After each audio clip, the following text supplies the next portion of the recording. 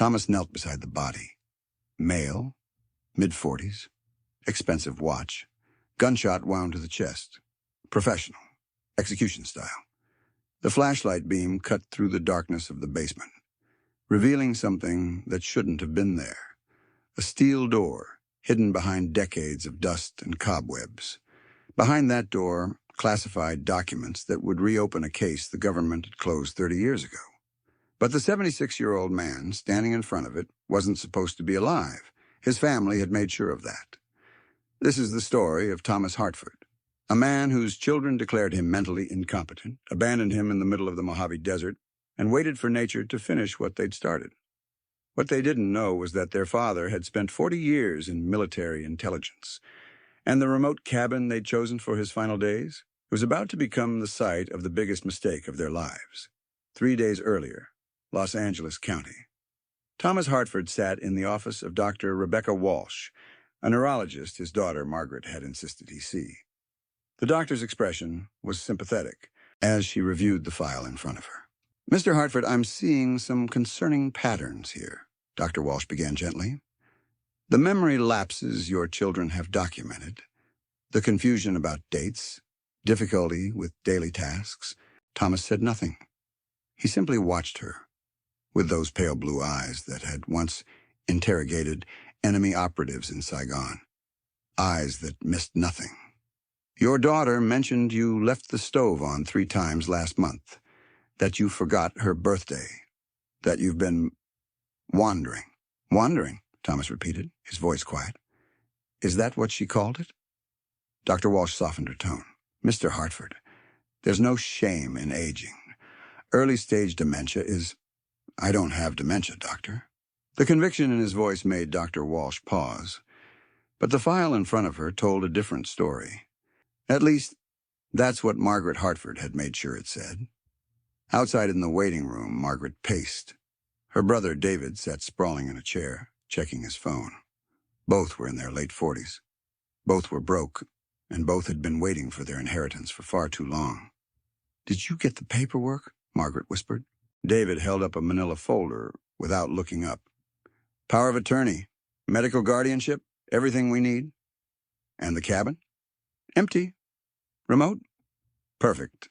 David's smile didn't reach his eyes. "The realtor says that land is worth $3 million. Once we sell it, we split everything down the middle." "After we pay off your gambling debts," Margaret reminded him coldly.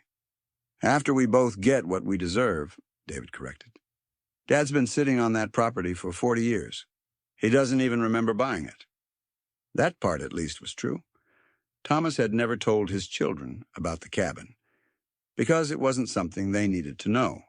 It was a remnant from another life, a life he'd left behind when he retired from the Defense Intelligence Agency in 1993. But memory has a way of protecting the things that matter, and Thomas Hartford remembered everything. 2 days later, the Mojave Desert. The SUV kicked up dust as it climbed the unpaved road into the hills. Thomas sat in the back seat, watching the civilization disappear behind them. Margaret drove, David navigated. "It's just for a month, Dad," Margaret said, her voice falsely bright. "You need rest. No distractions. The desert air will be good for you." Thomas looked at the barren landscape. "There's no cell service out here." "Exactly," David chimed in. "Total peace and quiet. We've stocked the cabin with everything you need. Food, water, medications. Medications I don't take." An uncomfortable silence filled the car. "Dad," Margaret's voice hardened slightly. Dr. Walsh was very clear. "You need supervised care. We're doing this for your own good." For your own good. The phrase that justified 1,000 betrayals. The cabin appeared like a mirage. Single-story, weathered wood, surrounded by nothing but scrub brush and rocks. 40 miles from the nearest town. No neighbors, no help, perfect isolation. They helped him inside with performative care. Margaret made a show of checking the kitchen supplies. David tested the generator. Both avoided looking at the keys they'd be taking with them. "The landline works," Margaret said, pointing to an old rotary phone. "In case of emergencies?" Thomas picked up the receiver. Dead silence. "Oh." Margaret's surprise was theatrical. The phone company must have disconnected it. But don't worry, we'll be back in a month to check on you. A month. They thought he'd last a month. As the sun set, they prepared to leave. Margaret hugged him briefly. David clapped him on the shoulder. Loving children, concerned and dutiful. Rest well, Dad, Margaret said from the doorway. And then they were gone. The sound of the SUV faded into the desert night. Thomas stood in the doorway listening until there was nothing but silence. Then he smiled. It was the first genuine expression he'd worn in days. The first night. Thomas moved through the cabin with purpose. Not the shuffling gait he'd performed for his children, but the measured stride of a man who knew exactly what he was doing. He found his medication bottles in the kitchen, opened each one. Empty. They'd replaced his blood pressure medication with placebos. Clever. In a month, without his real medication, a man his age could easily have a stroke. Natural causes. No questions asked. But Thomas had stopped taking the pills they'd given him 2 weeks ago. He had his real medication hidden in his jacket lining. 20 years in intelligence had taught him to trust his instincts. And his instincts had been screaming since Margaret first mentioned the neurologist. The cabin looked abandoned, but Thomas knew better. He'd been here before. Once. In 1991, for exactly 3 days. A different mission. A different time. He ran his hand along the kitchen wall until he found it, a slight irregularity in the wood paneling. He pressed. Something clicked. A section of the floor near the stone fireplace shifted slightly, revealing a seam that had been invisible moments before. The hidden door to the basement. Thomas stood over it, memories flooding back. He'd helped design this place, one of dozens of CIA safe houses scattered across the American Southwest. Locations where assets could be hidden, debriefed, disappeared if necessary. The agency had decommissioned this site in 1994, sold it to Thomas for $1 as part of his retirement package. Off the books, untraceable. His children had no idea what they'd found when they discovered the deed in his safe deposit box. They just saw valuable desert real estate. Thomas opened the basement door and descended into darkness. His flashlight beam swept across the space. Concrete walls, reinforced. A steel table bolted to the floor, and at the far end, the vault door. Military grade, biometric lock, still active after 3 decades. But that's not what made Thomas freeze. The door was open. It shouldn't have been open. It should have been sealed. Forgotten. Instead, it stood ajar, as if someone had left in a hurry. Thomas approached, carefully, every sense heightened. The combat reflexes he'd thought dormant flickering back to life. Inside the vault, filing cabinets, dozens of them, all opened, papers scattered across the floor. Someone had been here, recently, searching for something. He picked up a document, classified, dated March 1989, Operation Sandcastle. He remembered that one. Arms trafficking investigation. 3 suspects, 2 convicted, 1 vanished. Thomas's hand stopped on a specific file. Martinez, Carlos. Subject deceased. But the photo inside showed a man very much alive. Updated surveillance photos. The most recent dated 3 days ago. The same day his children had driven him to the neurologist. This is the moment everything changed. Because Thomas Hartford realized he wasn't alone in the desert. Someone else knew about this cabin. Someone who'd been using it. Someone connected to a 30-year-old case that was supposed to be closed. And somewhere in the darkness outside, that someone had just heard him open the basement door. The next morning, Thomas found the body at dawn. He'd spent the night reviewing files, piecing together what had been taken and what remained. Around 5 a.m., his training kicked in, a full perimeter check of the property. The corpse was partially buried in an arroyo half a mile from the cabin. Fresh, maybe 3 days old. Desert scavengers hadn't found it yet, but they would soon. Thomas knelt beside the body. Male, mid-40s, expensive watch, gunshot wound to the chest. Professional, execution style. In the man's jacket pocket, a motel keycard. Barstow, 70 miles east. Thomas stood, scanning the horizon. He wasn't looking at an abandoned cabin anymore. He was looking at a crime scene. And he was either a witness or the next victim. His mind worked through scenarios with the cold efficiency of his former life. Someone had killed this man near the cabin. Someone who knew the location was remote enough to hide a body. Someone who had access to classified files from Operation Sandcastle. But they hadn't counted on Thomas Hartford being here. The question was, did they know he was here now? Thomas walked back to the cabin, moving carefully, leaving minimal tracks. Inside, he locked the door and began a systematic inventory. The previous owners, the CIA, had left supplies, emergency provisions in sealed military containers. He found them in a hidden panel beneath the kitchen floor, water purification tablets, MREs, a first aid kit, and something else, a weapons cache, 2 handguns, a rifle, ammunition, all perfectly preserved. Thomas checked the rifle. Clean, functional, loaded. 23 years since he'd last held a weapon. His hands remembered. Day 3. The watchers arrive. Thomas spotted them on the afternoon of the 3rd day. 2 vehicles. Parked on the ridge about a mile north. Watching. They thought they were far enough away to be invisible. They weren't. Not to someone who'd spent years teaching surveillance techniques. They didn't approach. Just watched. Waiting. That's when Thomas understood.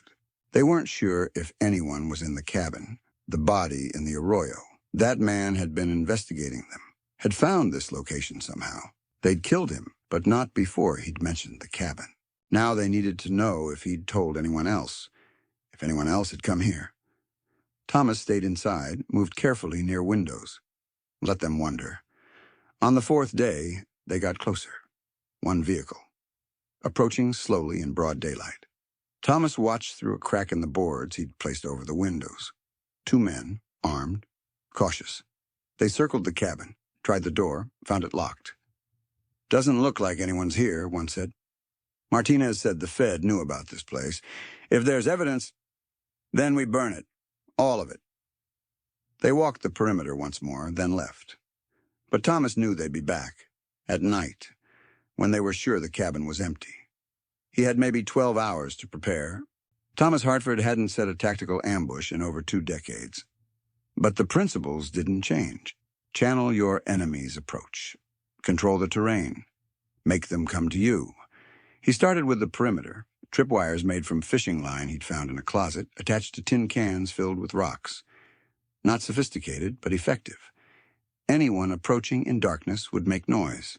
Inside, he created bottlenecks, moved furniture to force specific pathways, blocked sight lines, created cover positions. The weapons he positioned strategically: 1 rifle at the 2nd floor window, 1 handgun within reach of the kitchen, another near the basement door. But the real genius was the basement itself. Thomas spent hours down there, reviewing files, memorizing names and faces, building his case, because he'd realized something crucial. This wasn't just about survival. This was about justice. The files in that vault documented everything: names, dates, money transfers. Carlos Martinez, the man who'd supposedly died in 1989, had actually been an FBI informant, embedded in an arms trafficking ring. When the operation went bad, the FBI had faked his death and given him a new identity. But Martinez hadn't disappeared. He'd continued working, still trafficking, still connected to the same networks, and someone in the Bureau had been protecting him. The man in the arroyo, Thomas found his ID in the photos, was Special Agent Dennis Porter. He'd been investigating Martinez independently, had tracked him back to this cabin, and Martinez's partners had killed him for it. Now those partners were coming to clean up the evidence. They thought they were dealing with an empty safe house. Instead, they were walking into an ambush set by a ghost. They came quietly, 3 of them this time, all armed, moving with professional precision through the darkness. The first man tripped the wire 20 feet from the cabin. The clatter of cans shattered the silence.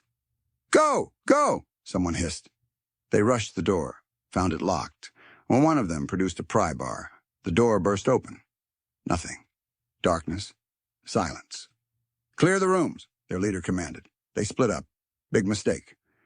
The first man entered the kitchen, found Thomas's reading glasses on the table, a half-eaten meal, signs of recent occupation. "Someone's here." The rifle shot came from above, not aimed to kill. Thomas had been specific about that. The bullet shattered the man's radio and sent him diving for cover. "Upstairs! Upstairs!" Two men rushed the stairs, found them blocked halfway up, had to squeeze through a gap in the barricade Thomas had built. That's when the second shot came. Not from upstairs. From the basement? Because Thomas had never been upstairs. He'd created sounds, left evidence, made them look where he wasn't. He'd been in the basement the entire time. "Federal officer!" Thomas's voice echoed through the cabin. "Drop your weapons!" A lie. He hadn't been federal anything for 23 years. But they didn't know that. "The hell?" One of the men fired blindly toward the basement. Thomas didn't return fire, just waited. Years of interrogation experience had taught him something crucial. People with guilty consciences make mistakes. Give them time to panic. Let them break themselves. "Who the hell is down there?" the leader shouted. "Someone who knows about Carlos Martinez," Thomas called back. "Someone who knows about Dennis Porter. Someone who knows everything." Silence, then frantic whispering.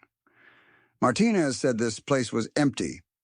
"Shut up," the leader hissed. But Thomas had what he needed, confirmation. Martinez had sent them, which meant Martinez knew about the cabin, had been using it, was still alive. "Here's what's going to happen," Thomas continued, his voice carrying that authoritative tone that had ended interrogations across 3 continents. "You're going to put down your weapons, you're going to walk out that door, and you're going to run as fast as you can.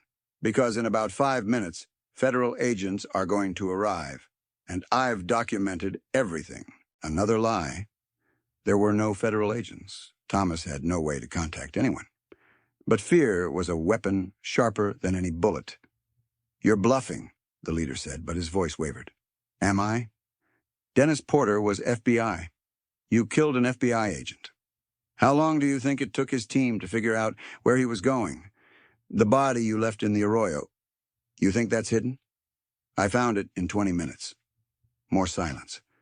Thomas could hear them calculating, weighing options, coming to the same conclusion he'd led them to. Staying meant capture. Running meant a chance. "Let's go," the leader finally said. "What about now?" They scrambled for the door. Thomas listened to their vehicles roar to life, watched through a crack as taillights disappeared into the desert night. Only then did he climb out of the basement, his hands shaking slightly. Not from fear, from the adrenaline finally catching up to his 76-year-old body. He'd bought himself time. But not much, because now they knew someone was here. Someone who knew too much. They'd be back with more men, better prepared. Thomas looked at the file spread across the basement floor, at the phone that didn't work, at the desert that surrounded him for 40 miles in every direction. His children had left him here to die. His enemies thought he was already dead. But Thomas Hartford had one more move to make. Day 7. The cavalry arrives. Thomas had spent 6 days turning the cabin into a fortress, reinforcing windows, creating escape routes, rationing the food his children had left him. But more importantly, he'd been creating evidence. Every file, every document, every connection between Carlos Martinez and the arms trafficking network he'd supposedly died investigating. Thomas photographed it all using an old camera he'd found in the basement. Developed the film in a makeshift darkroom using chemicals from the emergency supplies. If he died here, the evidence would remain.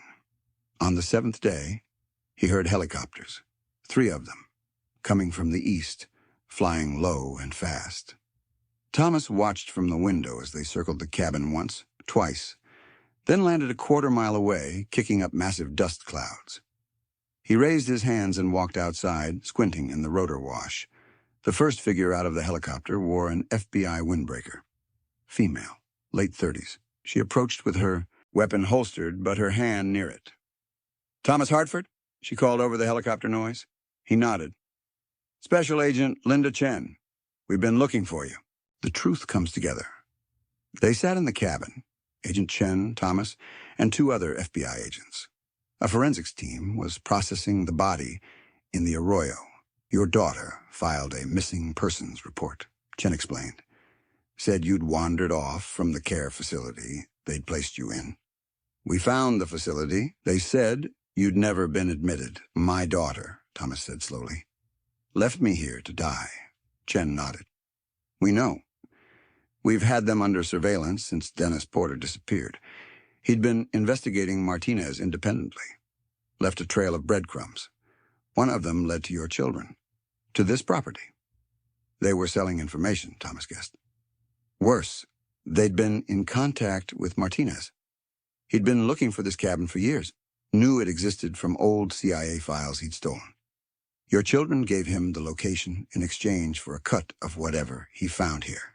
Thomas thought of Margaret and David smiling as they drove away. They knew what he was. They knew he was rich. That's all they cared about. Chen gestured to the basement. When we tracked Porter here and found the body, we realized this was bigger than we thought. Martinez isn't just running guns anymore. He's selling classified intelligence to foreign buyers. The files in that vault, they're a shopping list.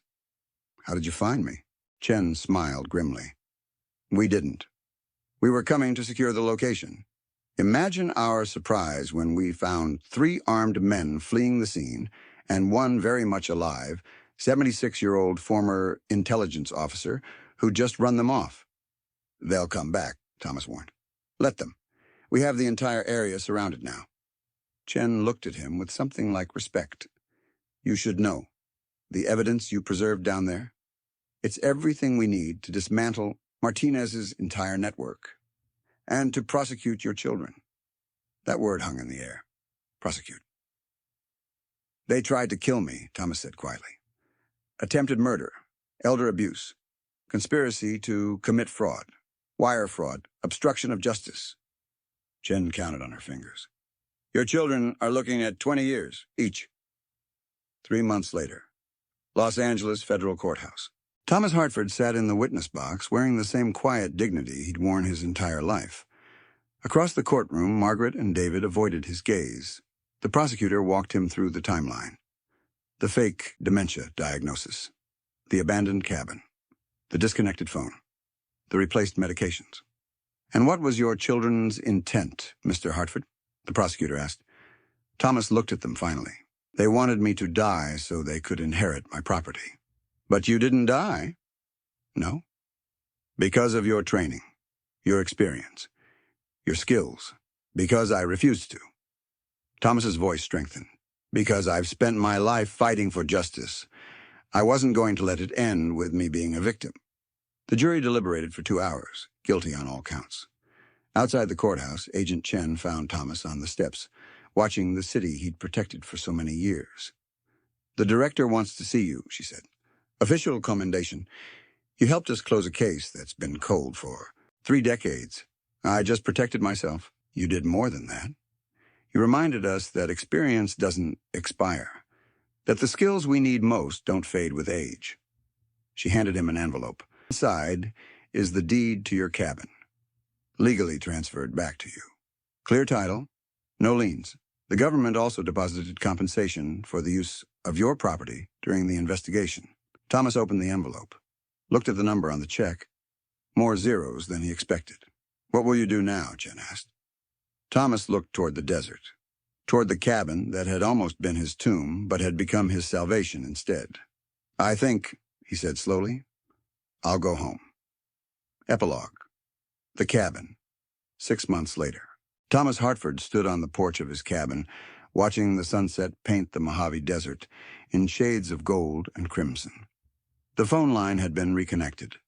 The generator hummed reliably. The basement vault was empty now, all evidence transferred to FBI custody. But Thomas wasn't alone anymore. Twice a week, a veterans group from Barstow made the drive out. Former soldiers, intelligence officers, people who understood what he'd been, what he'd done. They shared meals, told stories, remembered. The cabin that was meant to be his grave had become a sanctuary. His children were in federal prison. Margaret in Dublin, David in Lompoc. Thomas had received letters from both. Apologies, pleas for understanding, requests for forgiveness. He'd returned them unopened, because some betrayals don't deserve second chances. The news coverage had been brief but significant. Retired intelligence officer foils crime ring. 76-year-old veteran survives desert abandonment. Elderly abuse case. Leads to major arrests. But the real story. The classified parts, the CIA files, the decades of deception that remained sealed. Thomas preferred it that way. As darkness fell, he went inside, locked the door, and sat in his chair by the fireplace.